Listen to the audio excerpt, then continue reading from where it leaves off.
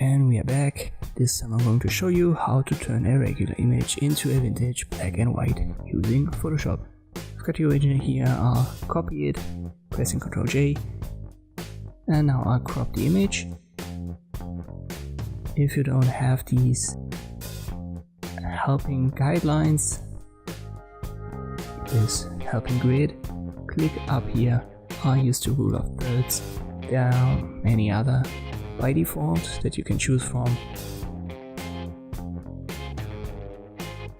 Now right click, convert to smart object. We will add some noise, so filter, noise, add noise.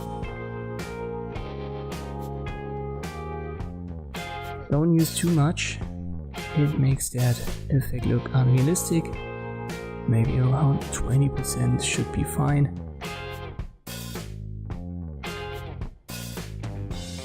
I click on OK, once more filter, blur, Gaussian blur, and once again don't overdo it, it makes your images look really awful.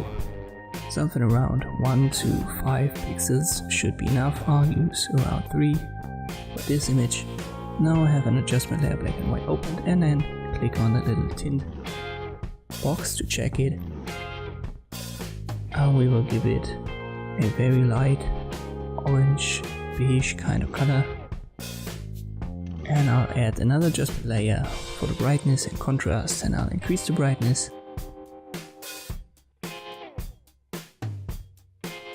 Once more, make sure not to overdo it.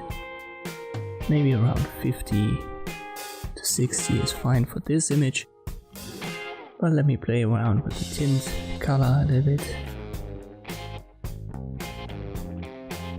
That looks better. And here's our quick vintage black and white effect in Photoshop.